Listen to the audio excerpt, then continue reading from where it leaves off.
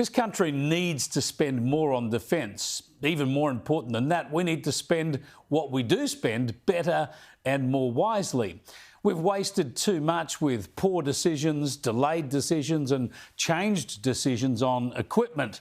And our armed forces are struggling not only to recruit the people they need, but also to retain the people they've already trained. So we've got a crisis in defence at a time when the strategic circumstances in our region are gravely worrying. Just listen to the US Defence Secretary in Singapore on the weekend. Any attempt by Communist China to conquer Taiwan by force would result in devastating consequences for the Indo-Pacific and the world. There's no reason to sugarcoat it. The threat China poses is real, and it could be imminent. We hope not, but it certainly could be.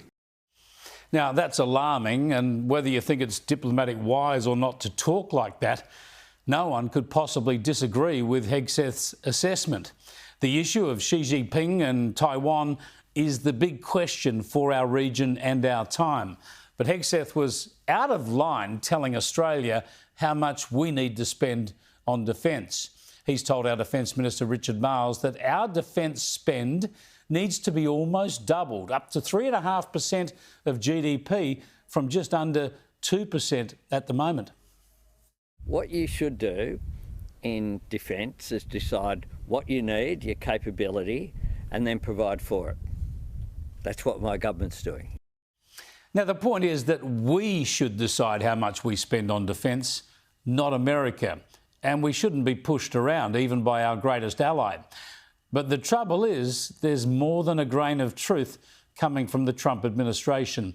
We need to do much better in this country to look after our own interests and carry our weight as a security partner.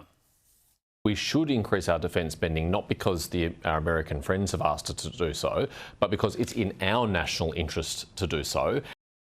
Now, defence spending is increasing. The Albanese government expects it to top 2.3% of GDP, but not for another 8 years yet. There's a long way to go before our defence spending quantity and quality is anywhere near sufficient to give us the national security that we need and deserve.